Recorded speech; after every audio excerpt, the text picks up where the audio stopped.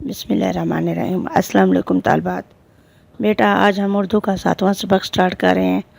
سبق کا نام سفارش، احمد ندیم قاسمی اس کے مصنف۔ بیٹا احمد ندیم قاسمی بہت اچھے شاعر ہیں اور ان کا جو پیریڈ تھا وہ 1916 میں یہ پیدا ہوئے اور 2006 میں انہوں نے وفات پائی۔ ٹھیک ہے بیٹا، آج ہم ان کے سبق کے بارے میں آگے دیکھتے ہیں۔ بیٹا سبق کی ریڈنگ سٹارٹ کرتے ہیں۔ محلے کی ایک بڑی گلی کے موڑ پر 3-4 تانگے ہر وقت موجود رہتے ہیں، مگر اس روز میں موڑ پر آیا تو وہاں ایک بھی تانگا نہیں تھا۔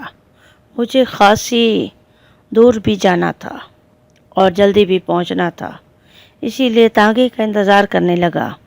تانگے تو بہت سے گزرے مگر سب لگے ہوئے تھے۔ اچانک میں نے فیکے کوچوان کو اپنی طرف آتے دیکھا تو پکارا، بھائی فیکے، تانگا کہاں ہے؟ تانگا لاؤ نا۔ تانگا تو بابو جی آج نہیں جوڑا ہے، فیکے نے جواب دیا۔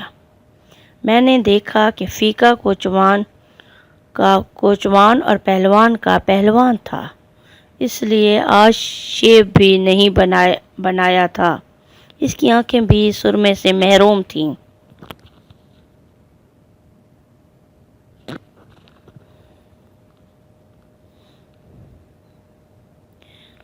اور بوٹی کی طرح سرخ ہو رہی تھیں۔ کیا بات ہے فیکے؟ میں نے پوچھا۔ وہ بولا، بابو جی ایک کام ہے۔ ہاں ہاں کہو، میں نے کہا۔ کام یہ ہے بابو جی کہ آپ میرے بابا کو تو جانتے ہیں نا؟ فیکا بولا، اس کی ایک آنکھ چلی گئی ہے۔ اس کے باپ کی مطلب۔ اوہو، مجھے دکھ ہوا۔ کیسے گئی؟ کیا کوئی حادثہ ہوا؟ جی نہیں۔ فیکے کے چہرے پر پھول پن کا چھینٹا پڑ گیا۔ لال تو وہ ہر وقت رہتی تھی اور اس میں سے پانی بہتا رہتا تھا۔ آپ تو جانتے ہیں، آپ تو بابا کے ساتھ کئی بار تانگے پر بیٹھے ہیں۔ تو بابو جی کل کیا ہوا کہ بابا مصری شاپ میں سے گزرا تو ایک حکیم سرما بیچ رہا تھا۔ بابا یہ سرما لے آیا اور ہمیں بتایا کہ اس سے آنکھ کی لالی جاتی رہے گی۔ حکیم نے خدا رسول کی قسم کھا کے کہا ہے اور یہ بھی کہا ہے کہ نہ جائے تو قیامت کے دن مجھے گردن سے پکڑنا۔ میں نے بھی کہہ دیا کہ حکیم خدا رسول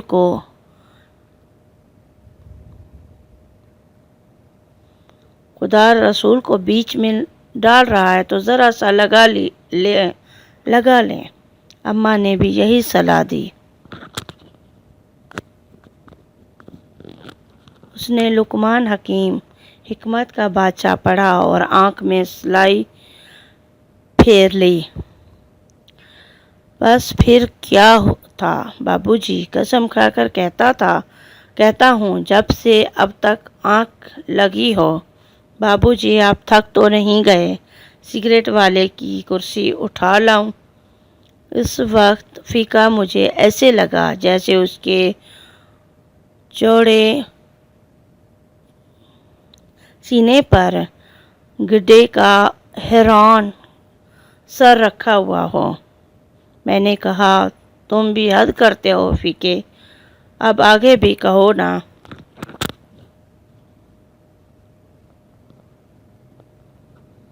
فیکے کی آنکھوں میں معصومیت کی نمی چھا گئی۔ وہ بولا، بس بابو جی خدا آپ کا بھلا کرے۔ رات تو چیخ چاخ کے گزار دی۔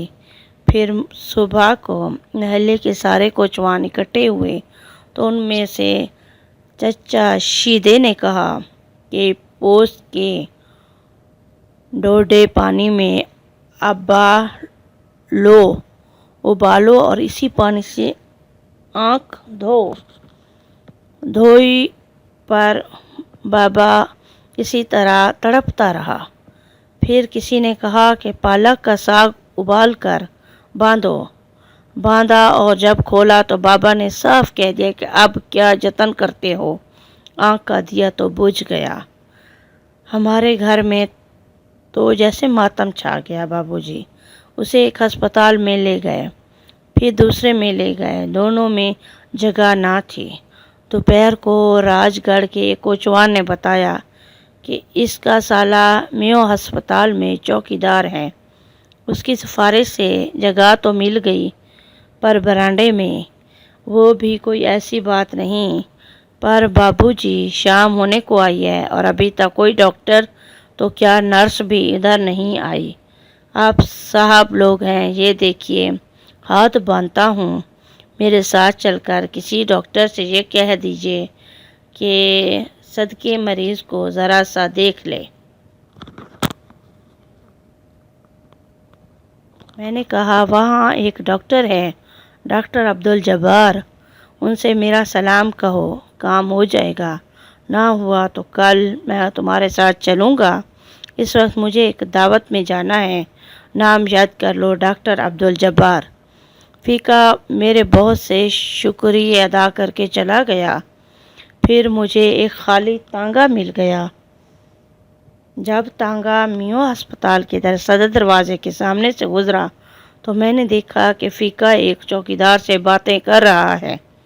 ظاہر ہے کہ ڈاکٹر جبار کا پتہ پوچھ رہا ہوگا۔ ایک بار جی میں آئی کہ ہسپتال جا کر جبار صاحب سے کہہ دوں، مگر اب تانگا آگے نکل گیا تھا اور مجھے پہلے ہی دیر ہو گئی تھی۔ کچھ دور جا کر گھوڑا پھسل کر گرا اور 10 منٹ تک گرا رہا۔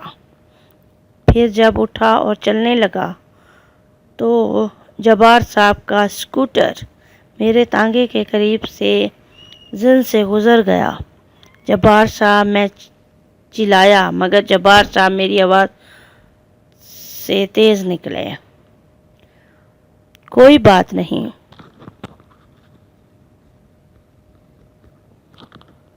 کوئی بات نہیں، میں نے سوچا کل کہہ دوں گا، کل پہلا کام یہی کروں گا۔ رات کو میں گھر واپس آیا تو معلوم ہوا کہ فیکا کوچوان آیا تھا اور کہہ گیا تھا کہ بابو آئیں تو مجھے بلا لیں۔ میں نے سوچا اس وقت کون بلائے، اگر جبار صاحب ہسپتال ہی کو جا رہے تھے اور فیکے کا کام ہو گیا ہے تو شکریہ صبح قبول کر لوں گا، اور اگر کام نہیں ہوا تو جو بھی کوشش ہوگی صبح ہی ہوگی۔ صبح کو میں بھی بستر سے نہیں نکلا تھا کہ فیکے نے دروازہ کھٹکھٹایا۔ معلوم ہوا کہ رات جبار صاحب ڈیوٹی پر نہیں تھے، ان کی ڈیوٹی آج دن کی ہے۔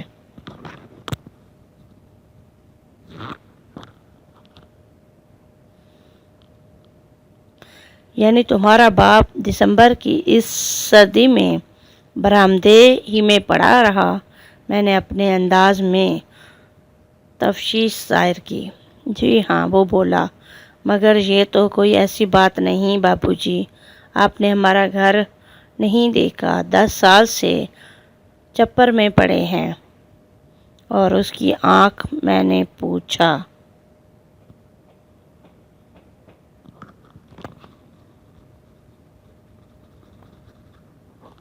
وہ تو چلی گئی بابو جی، فیکا یوں بولا جیسے اس کے باپ کی آنکھ ضائع ہوئے برسوں گزر چکے ہیں۔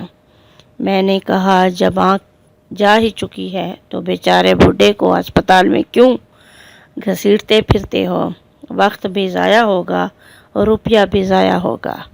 فیکا بولا، بابو جی کیا پتہ آنکھ کے کسی کونے خدرے میں بینائی کا پورا پڑا رہ گیا ہو۔ دیکھیے چولہا بجھ جاتا ہے تو جب بھی دیر تک راکھ میں ہاتھ نہیں ڈالتے، کیا پتہ کوئی چنگاری سلگ رہی ہو۔ میں اس بات سے چونکا، آج تک فیکے نے مجھ سے صرف چارے کی مہنگائی اور آٹے میں ملاوٹ کے موضوع پر باتیں کی تھیں۔ پھر وہ آہستہ سے بولا، ذرا سا میرے ساتھ چلیے۔